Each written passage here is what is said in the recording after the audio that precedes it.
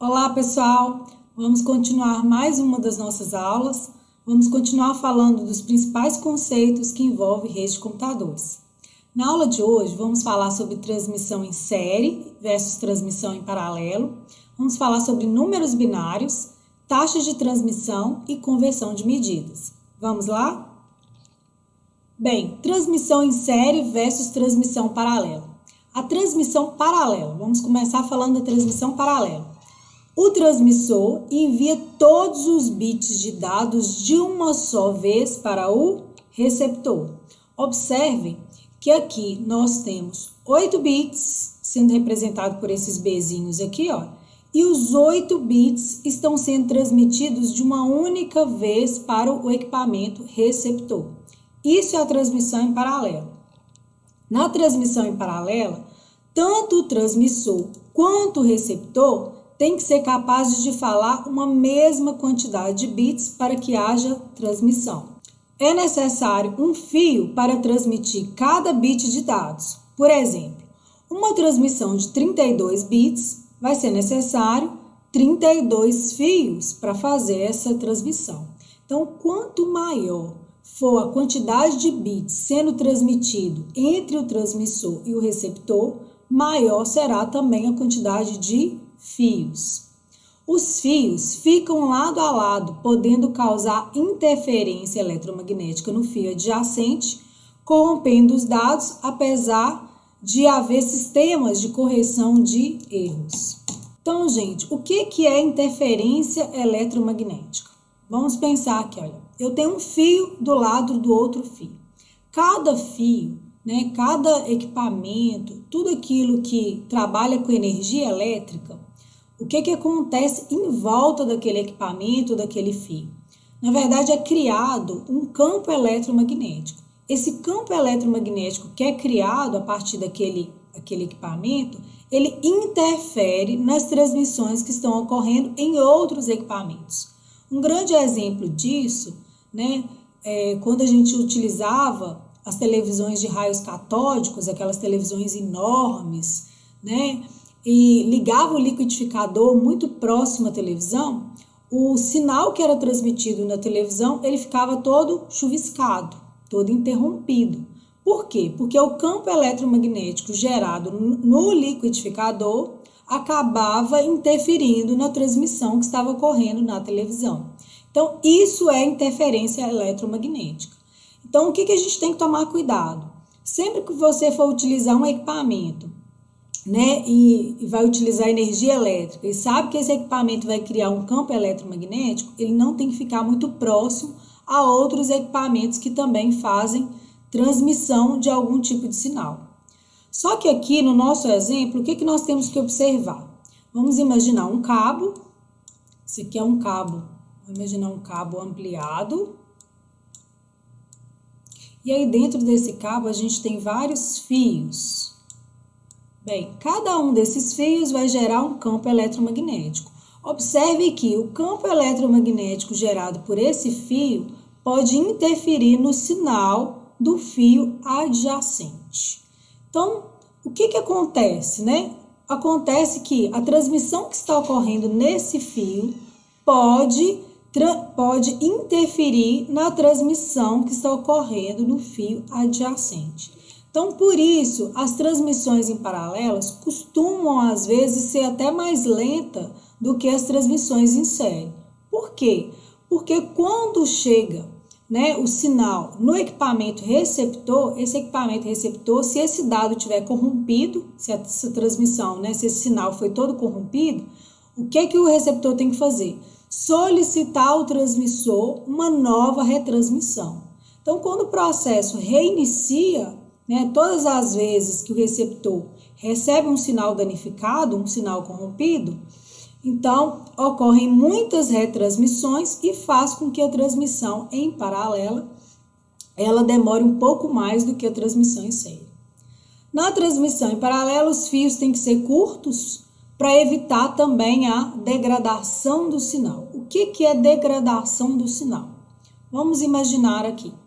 Bem, degradar um sinal seria esse sinal ser enfraquecido a partir do momento que ele se distancia da sua origem. Então, eu tenho um equipamento transmissor que envia um sinal. Quando ele sai do equipamento transmissor, ele sai bem forte, bem robusto. À medida que ele vai se afastando do transmissor para chegar no receptor, ele vai ficando enfraquecido. Isso é a degradação do sinal. Um exemplo claro disso é quando você tem em casa um equipamento repetidor de sinal. Você está usando a internet lá na sua casa e você usa um repetidor de sinal que vai emitir esse sinal a uma distância maior do que aquela prevista pelo cabo da sua rede ou pelo seu access point. Então, quanto mais distante você ficar do access point, né, do AP, mais fraco você vai receber aquele sinal de internet. Outro problema, né, que os fios eles precisam ser curtos para evitar para diminuir a incidência de erros na transmissão. E por que ocorrem erros na transmissão? Eu expliquei para vocês, né, por causa da interferência eletromagnética. Tem algum aparelho próximo de um local onde está ocorrendo uma transmissão de dados, aquela transmissão pode sofrer essa interferência e chegar no receptor um dado totalmente corrompido, totalmente danificado, não sendo entendível pelo equipamento receptor. Aí o receptor tem que pedir novamente para o transmissor enviar aquele dado. Bem, exemplos de transmissão em paralelo. Bem, nós temos esse cabo aqui, que é o flat cable, o pessoal também chama de cabo flat. É um cabo que é usado dentro do gabinete dos computadores. Geralmente ele interliga a placa-mãe ao HD, ao disco rígido. Então, é um cabo que utiliza transmissão em paralelo. Observem que é um cabo bem curto para evitar degradação de sinal e interferência eletromagnética. Como ele fica dentro do gabinete, ele não sofre muita interferência, não. Outro cabo que também é usado para transmissão em paralelo é o cabo das impressoras, né? Das impressoras mais antigas. Visto que atualmente as impressoras, né, já vêm utilizando agora o cabo USB, que é um cabo com outro tipo de transmissão. Então, olha, esse cabo aqui mais antigo, utilizado pelas impressoras, ele é um cabo que faz transmissão em paralelo. Transmissão em série. O que é a transmissão em série? Os bits são transmitidos um a um, enfileirado, um de cada vez. É necessário somente um fio para transmitir os dados. A transmissão em série ela é mais lenta do que a transmissão em paralelo, ou seja, será 8 vezes mais lenta do que a paralela, porque é um bit de cada vez. Então, aqui nós temos a imagem, aqui nós temos os nossos 8 bits, representados pelos Bzinhos, e observem que vai um bit de cada vez, sendo transmitido até chegar no equipamento receptor. Na transmissão em série, apesar dela parecer bem mais lenta, né, do que a transmissão em paralela, a comunicação em série tem como vantagem o limite de comprimento do cabo, poder ser maior e também de usar somente um canal de transmissão. Então, na transmissão em paralelo, o cabo tem que ser curto para evitar interferência eletromagnética e também degradação do sinal. Na transmissão em série, o cabo pode ser mais longo. Por quê? Como vai um bit de cada vez, né? Então, um fio, não tem 2 fios, um para interferir no outro, então não ocorre interferência eletromagnética dentro do cabo. Pode ocorrer interferência externa, né? De um outro equipamento fora do cabo. Na transmissão em série, qual o tipo de cabo que usa transmissão em série? Um tipo de cabo muito comum que usa transmissão em série e também é utilizado em redes de computadores, hoje em dia um dos cabos mais utilizados, é o cabo de par trançado. Cabo de par trançado, conector RJ45, utiliza transmissão em série. Outro tipo de cabo que usa transmissão em série é o cabo de USB, que hoje em dia é muito utilizado por vários equipamentos. Vários equipamentos, né, que a gente compra atualmente utiliza esse tipo de cabo. Outros cabos que também usam transmissão em série, cabo do mouse, cabo do teclado, tá? Todos esses usam a transmissão em série, ela é mais comum do que a transmissão em paralelo.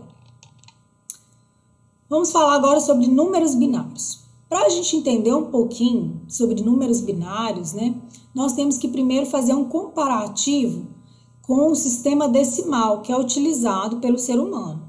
Então, vamos pensar aqui, ó. Nosso sistema é o sistema decimal. Esse sistema, ele é composto por 10 algarismos. Então, nós temos algarismos que variam de 0 até 9. O nosso sistema numérico, ele é de base 10, porque a gente tem 10 algarismos. E todos os números, tudo aquilo que a gente vai compor no nosso sistema de numeração, a gente sempre vai utilizar esses 10 algarismos. Observem aqui nos nossos exemplos de números. Nós temos o número 1432, é um número formado pelos 10 algarismos. Temos o número 2724, 1.524.132. Bem, todo número que a gente for representar ou qualquer valor utilizando o nosso sistema de numeração, sistema decimal, ele vai sempre usar como base os 10 algarismos do sistema. E o sistema binário?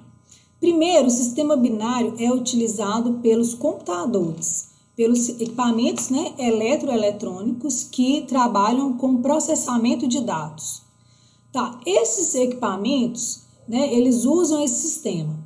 Esse sistema possui apenas 2 algarismos. Esses 2 algarismos são o algarismo 0 e 1. No sistema binário, esses algarismos são chamados de bits.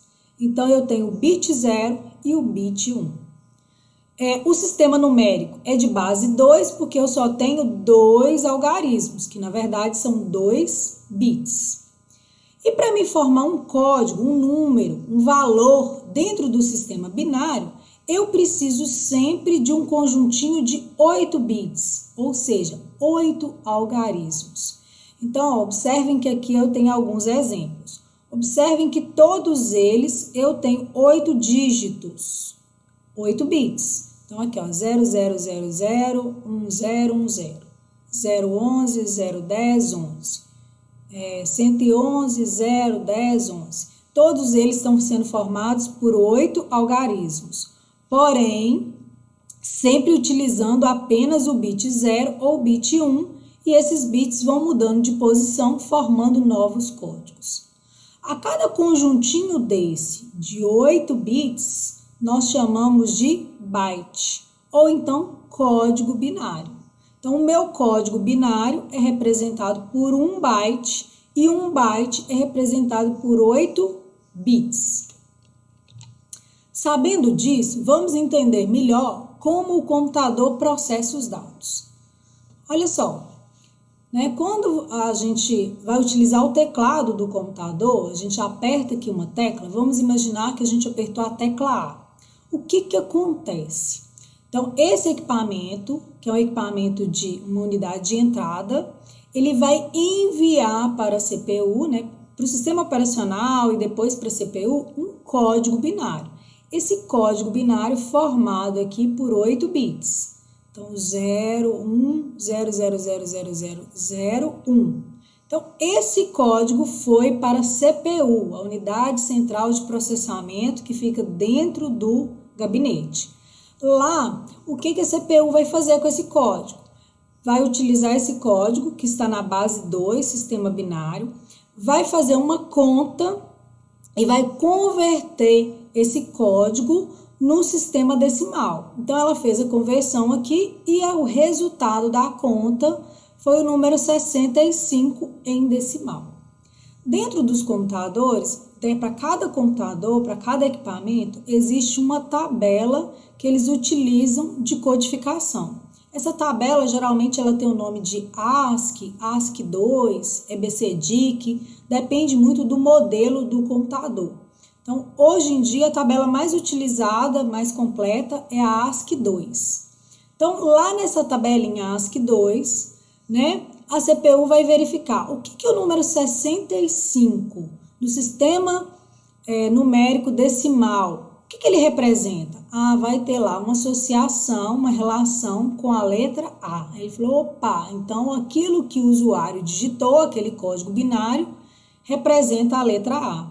Então, ele emite esse sinal para uma unidade de saída, que no nosso caso aqui a unidade de saída representada é o monitor. Então, lá no monitor sai a letra A. Então, resumindo, né, o teclado enviou um código binário, código de 8 bits, sistema de numeração, base 2. Esse código foi transformado num número em decimal.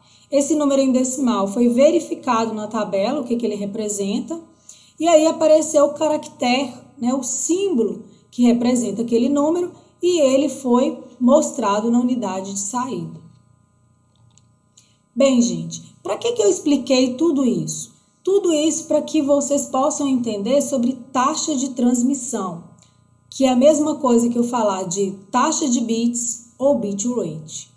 O que é taxa de bits ou bitrate? Significa taxa de transferência de bits. O bitrate é o número de bits convertidos ou processados por unidade de tempo. Então, eu vou dar um exemplo de algo que seja convertido em unidade de tempo. Vamos pensar aqui, distância física de São João Evangelista a Governador Valadares. Tem mais ou menos 170 quilômetros de distância. Se eu fizer uma viagem daqui a Governador Valadares, eu posso utilizar uma velocidade média lá no meu carro.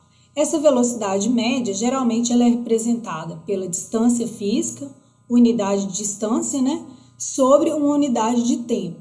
Então, eu posso dizer para vocês, daqui a Governador Valadares, eu utilizei uma velocidade média de 100 km por hora.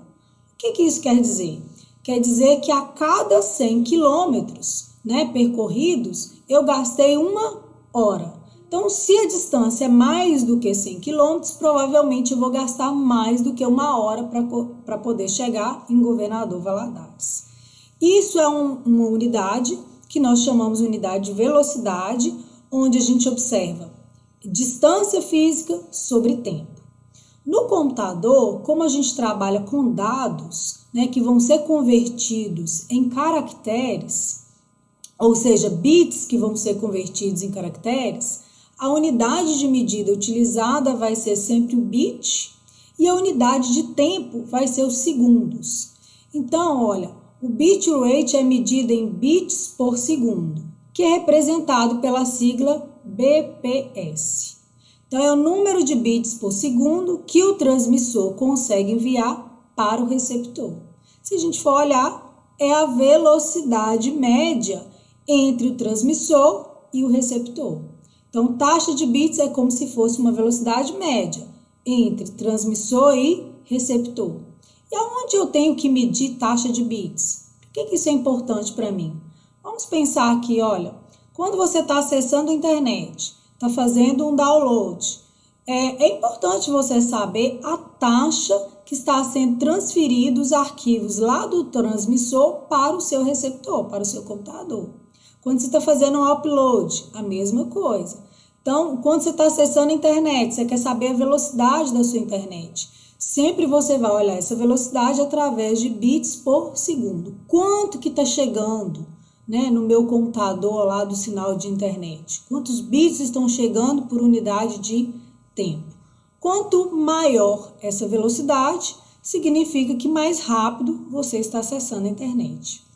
Então, os bits por segundo, eles geralmente são utilizados em conjunto com um prefixo, como kilobits por segundo, megabits por segundo e gigabits por segundo. Então, à medida que o número, né, vai crescendo, a taxa de bits ela é maior, é necessário utilizar prefixos que diminuem esse número, né, como kilobits, megabits, gigabits, pentabit, yotabit e aí vai, ok? Então, aqui, taxa de transmissão de bits. Nós temos os símbolos para cada um deles, olha, vou dar exemplo só dos primeiros. Então, bits por segundo, BPS, kilobits por segundo, KBPS, megabits por segundo, MBPS. Tá, bits por segundo é múltiplo de 10 elevado a 0. Todo número elevado a 0 é 1. Então, 1 bit por segundo. Kilobits por segundo é 10 elevado a 3, ou seja, 10 elevado a 3 é 1000. Então, eu tenho 1000 bits por segundo. Então, se eu for converter 1 kilobit por segundo para bit por segundo, eu tenho o quê? 1000 bits por segundo. E o megabit? Eu tenho 10 elevado a 6. 10 elevado a 6 é 1 milhão de bits por segundo. E assim vai, né? Até a gente utilizar aí a tabela toda, né? E pode utilizar até outras medidas que não estão descritas nessa tabela. Unidade de armazenamento. Por que eu vou falar um pouquinho sobre unidade de armazenamento? Porque vocês podem fazer confusão com taxa de transmissão de bits com unidade de armazenamento. Observem que taxa de transmissão de bits é sempre unidades, né, que representam os dados dentro dos equipamentos, mas essa unidade é sempre sobre uma unidade de tempo. Unidade de armazenamento, não. Então, o que é a unidade de armazenamento? É uma unidade que a gente utiliza para representar uma quantidade de caracteres que foi armazenado num determinado dispositivo. Ou seja, são dados que já foram processados. Caractere, gente, são números, letras e o alfabeto. Aliás, o que é caractere? Caractere é letra, número e símbolo. Então, gente, caractere é sempre aquele código binário que já foi processado. Então, quando a gente fala do código binário, a gente está falando de bit. Quando a gente fala já de algo que já foi processado, que já se transformou em caractere, e aí, né, representado pelos códigos binários, que é o byte, a gente já pode falar em byte diretamente. Então, aqui para as unidades de armazenamento, eu tenho o bit, né, o byte, kilobyte, megabyte, gigabyte, terabyte e assim vai. Bem, vamos começar pelo byte. O byte, ele representa 8 bits, tá? E o kilobyte? O kilobyte é 2 elevado a 10 bits. Por que é 2 elevado a 10? Bem, o sistema é binário, então a base é 2. Então, entre uma unidade e outra, observa que sempre tem uma diferença de 2 elevado a 10. Ó. Então, 2A20 para 2A10, a diferença é 2 elevado a 10. De 2A20 para 2A30, a diferença é 2 elevado a 10. E o que é 2 elevado a 10? Se a gente for fazer a conta, dá 1024. Então, entre uma unidade e a outra, aqui na sequência, a gente tem uma diferença de 1024. Então, ó, 1 byte é 8 bits, mas e 1 kilobyte? São quantos bytes? 1024 bytes. E 1 megabyte é 1024 kilobytes. E 1 gigabyte é 1024 megabytes, porque é sempre a diferença de 2 elevado a 10, que é a mesma coisa que 1024. Bem, qual que é a diferença, então? Quanto que eu uso byte, quanto que eu uso bit? Se eu estiver falando da velocidade, né, de transmissão, se eu estiver falando de rede de computadores, e eu preciso representar isso sobre uma unidade de tempo, eu sempre falo em bits por segundo. Então, a diferença entre bit e kilobit, a diferença é sempre de 1000, 10 elevado a 3. Se eu estiver falando de unidade de armazenamento, o que são unidades de armazenamento? Pendrive, HD, HD externo, vou dar um exemplo até antigo, disquete. Todos os equipamentos que eu vou armazenar dados que já foram processados, aí eu falo de byte. Então, esses equipamentos, eu falo a capacidade que eles possuem de armazenamento daqueles caracteres. E essa capacidade é sempre medida em byte. Então, aí eu utilizo essa tabela que fala das unidades de armazenamento. E aí a diferença entre eles é sempre de 2 elevado a 10. Então, como que eu faço conversão de medidas? Bem, se a conversão das unidades forem de armazenamento, a diferença entre eles é sempre de 2 elevado a 10, que é a mesma coisa que 1024. Então, observem que se eu tenho, por exemplo, 1 kilobyte. 1 kilobyte, se eu quiser transformar em byte, eu posso usar essa figura, olha. Então, aqui eu tenho 1 kilobyte. Para me transformar para byte, basta eu multiplicar por 1024. Agora, se eu tenho uma quantidade de bytes e quero passar para kilobyte, eu tenho que fazer o contrário, ó, dividir por 1024. Então, à medida que eu vou andando na tabela de baixo para cima, eu vou multiplicando o número por 1024. E se eu vou descendo na tabela, eu vou dividindo por 1024. Então, essa é, essa figura que nos ajuda na conversão de unidades de medida de armazenamento. E para converter medidas de desempenho, que são medidas que medem velocidade, taxa de transmissão de bits, bit rate, aí eu não posso usar 1024, porque a diferença entre uma unidade e a outra já é 10 elevado a 3, e 10 elevado a 3 é 1000. Então, olha, se eu tenho bit e vou passar para kilobit, eu divido o número por 1000. De kilobit para megabit, eu divido por 1000. E se eu tiver que andar duas unidades, por exemplo, eu estou com o número em kilobit e vou passar para gigabit. Olha, primeiro eu divido uma vez aquele número por 1000 e depois divido por 1000 novamente. E se for o contrário, por exemplo, de megabit eu quiser passar para bit, por segundo, né? Então, eu pego o número, multiplico por 1000, depois multiplico por 1000 de novo para me ter o resultado em bit. Então, observe que essas medidas sempre têm uma unidade de tempo. Então, é kilobits por segundo, minha unidade de tempo. Megabits por segundo e gigabits por segundo. Agradeço pela atenção de vocês e até a próxima.